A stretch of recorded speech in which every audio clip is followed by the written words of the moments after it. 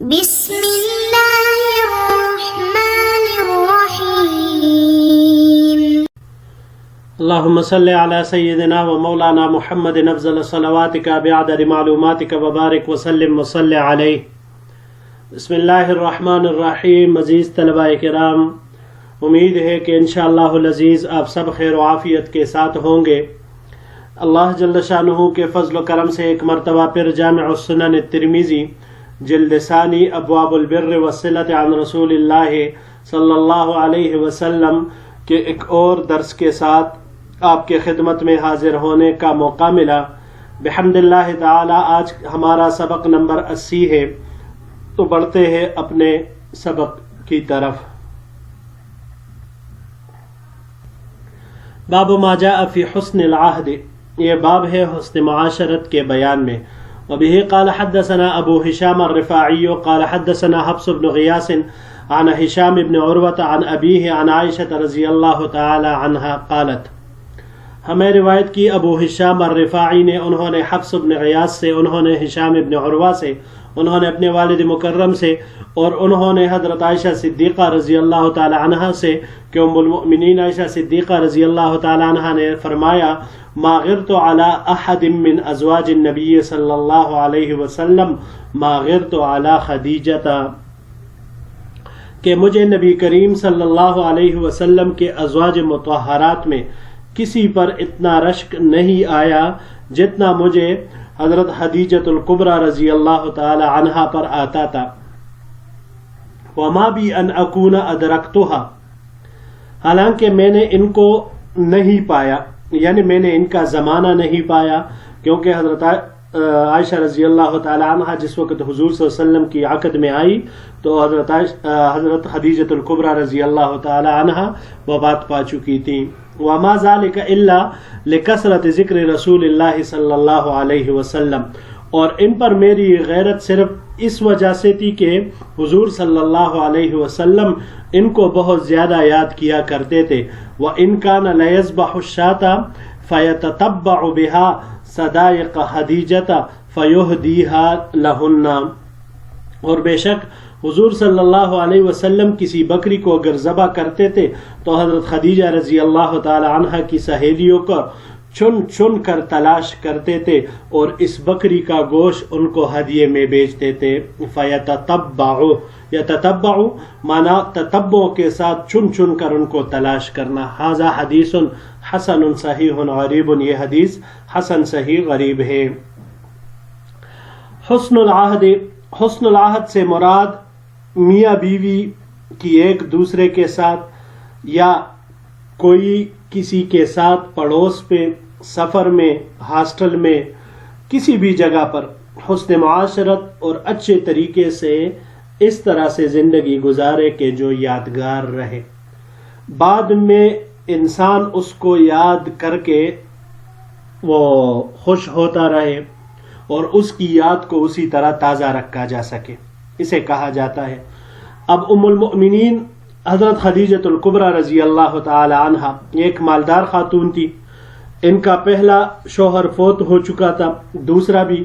پھر حضور صلی اللہ علیہ وسلم کے نکاح میں جس وقت آپ رضی اللہ تعالی عنہا آئی، ہماری سب سے پہلی ماں خدیجۃ الکبریٰ رضی اللہ تعالی عنہا، امت محمدیہ کی ماں، تو اس وقت ان کی عمر 40 سال تھی اور حضور نبی کریم صلی اللہ علیہ وسلم کی عمر مبارک 25 سال تھی۔ تو لہٰذا آپ صلی اللہ علیہ وسلم کے عقد میں آنے کے بعد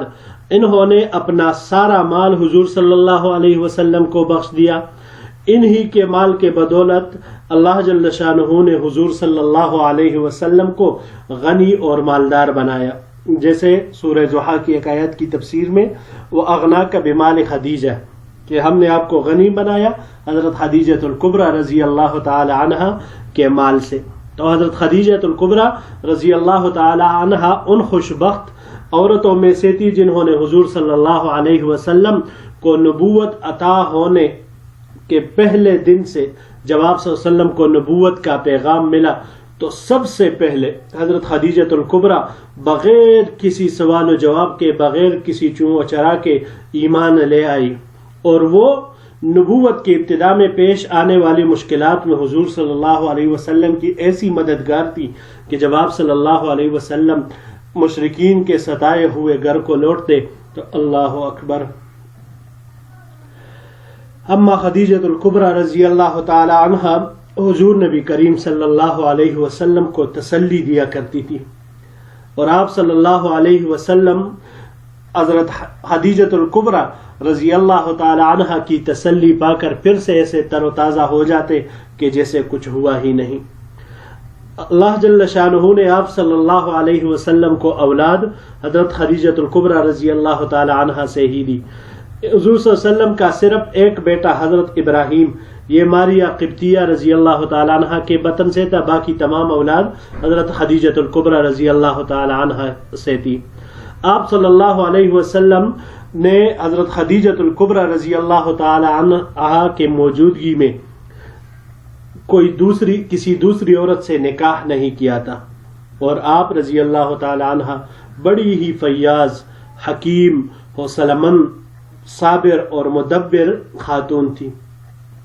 تو اللہ جل شانہ نے آپ صلی اللہ علیہ وسلم کے ابتدائی سفر کے لیے حضرت خدیجۃ الکبریٰ رضی اللہ تعالی عنہا کا انتخاب وہ بالکل اسی حساب سے کیا تھا جو اللہ جل شانہ کے علم ازلی میں تھا کہ آپ صلی اللہ علیہ وسلم کو اپنی قوم کی طرف سے جو تکلیفیں ملے گی، جو آپ صلی اللہ علیہ وسلم کے اوپر مصیبتیں آئے گی، تو اس میں حضرت خدیجۃ الکبریٰ رضی اللہ تعالی عنہا سے بہتر کوئی شریک حیات وہ ہو نہیں سکتی. تو یہاں پر حضرت عائشہ رضی اللہ تعالی عنہا یہی فرماتی ہے کہ مجھے سب سے زیادہ رشک انہی کے اوپر آتا ہے کہ اتنا عرصہ اب ان کے وفات کو بھی ہو گیا، پھر بھی حضور صلی اللہ علیہ وسلم ان کو یاد کرتے تھے، ورنہ حضرت عائشہ صدیقہ تمام بیویوں میں آپ صلی اللہ علیہ وسلم کی محبوب تھی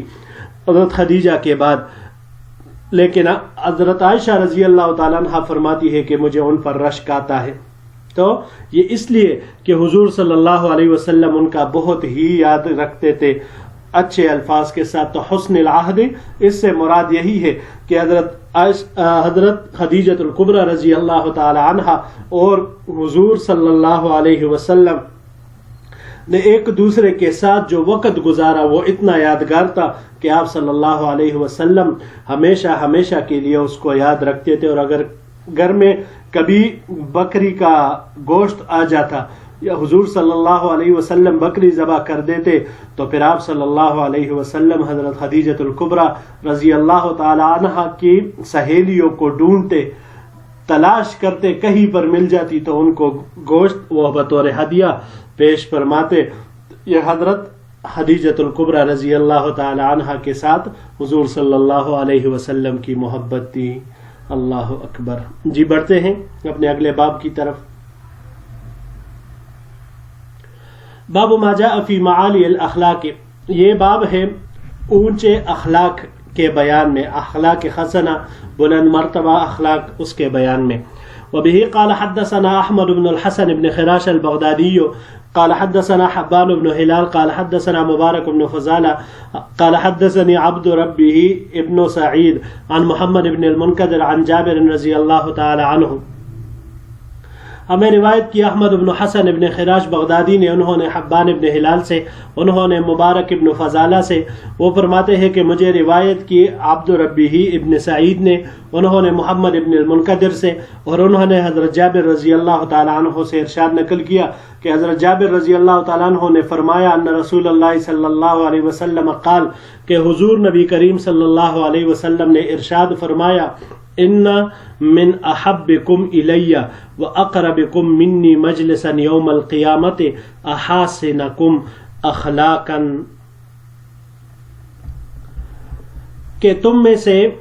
مجھ کو سب سے زیادہ محبوب اور قیامت کے دن مجھ سے سب سے زیادہ قریب مجلس اور نشست والے وہ لوگ ہوں گے، احاسنکم اخلاقا،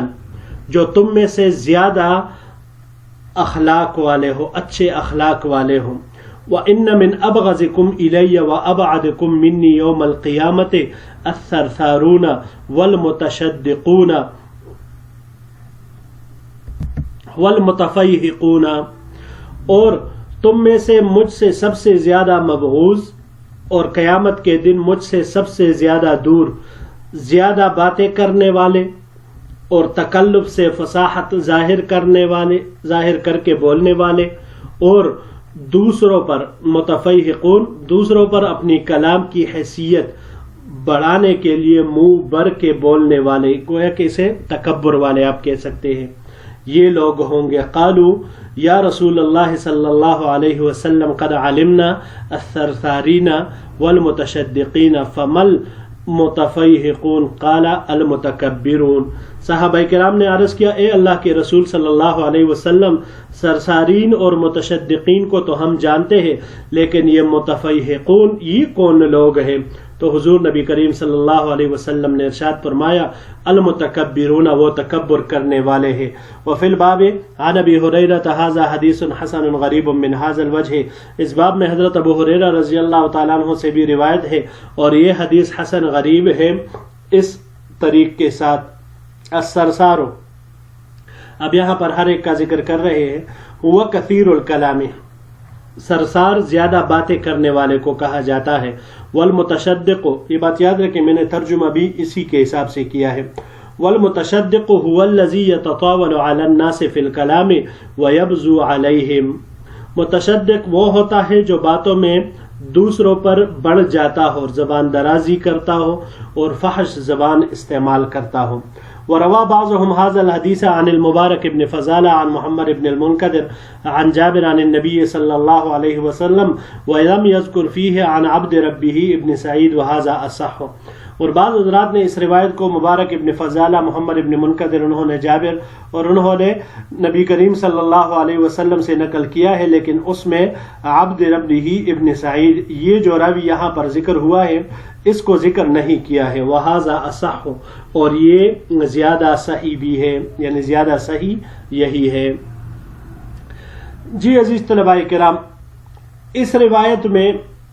عاشقان رسول کے لیے، محبین رسول کے لیے، حضور صلی اللہ علیہ وسلم کے صحبت کے دلدادہ، آپ صلی اللہ علیہ وسلم کے قربت کے متمنی تمام لوگوں کے لیے ایک اکثیر نسخہ ہے کہ آپ صلی اللہ علیہ وسلم نے فرمایا، تم میں سے مجھے سب سے زیادہ محبوب قیامت کے دن مجلس میں مجھ سے سب سے زیادہ قریب بیٹھنے کے اعتبار سے، نشست کے اعتبار سے، وہ ہوگا جو تم میں سے سب سے زیادہ اچھے اخلاق والا ہوگا۔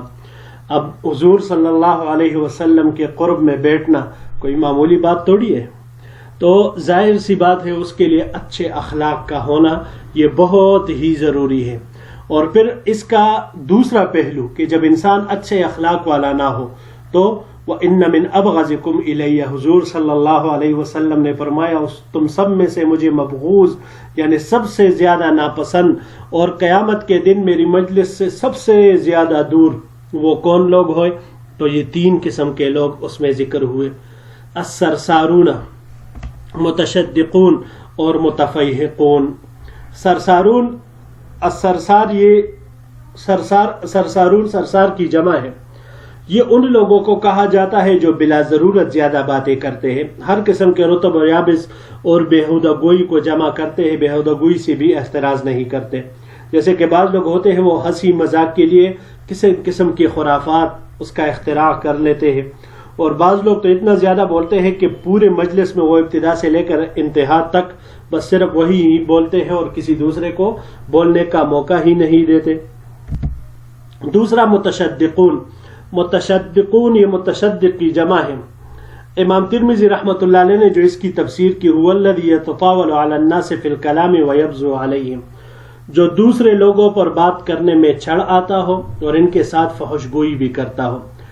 شدق، یہ دراصل میں منہ کے کونے جسے باچے کہا جاتا ہے، باچوں کو کہا جاتا ہے، گویا یہ تکلف کے ساتھ زبان آوری کرتا ہو اور منہ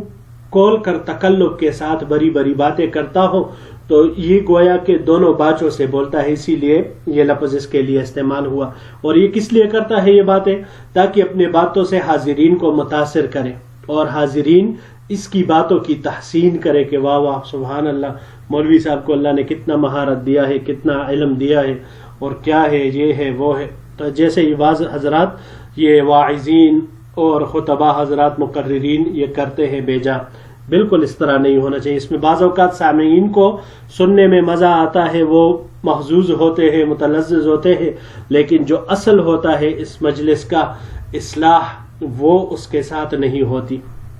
کیونکہ ایسی لوگوں کی تقریریں یہ اصلاح نفس سے وہ خالی رہتی ہے. اور پھر جو تیسرا طبقہ آپ صلی اللہ علیہ وسلم نے بیان کیا، متفیہقون، تکبر کرنے والے، ظاہر سی بات ہے تکبر کرنے والے وہ اللہ کے بھی ناپسند ہے. متفیہقون یہ فحقہ سے ماخوذ ہے. فحقہ یہ پر کرنے یا کھولنے کے معنی میں آتا ہے، تو تکبر کرنے والے کے ساتھ اس کا معنی کیا گیا ہے. اس کا معنی متشدقون کے قریب قریب آتا ہے، لیکن تکبر کرنے والے چونکہ دوسروں پر استعلاء اور اپنی بات کی حیثیت بڑھانے کے لیے کرتے ہیں، تو اس لیے اس کا معنی حدیث مبارک میں یہ تکبر کرنے والے کے ساتھ کی گئی. جی عزیز طلباء کرام، یہی تک ہمارا آج کا سبق تھا. انشاءاللہ العزیز زندگی رہی تو اگلے درس میں ایک نئے باب کے ساتھ پھر آپ کی خدمت میں حاضر ہوں گے. السلام علیکم ورحمۃ اللہ وبرکاتہ.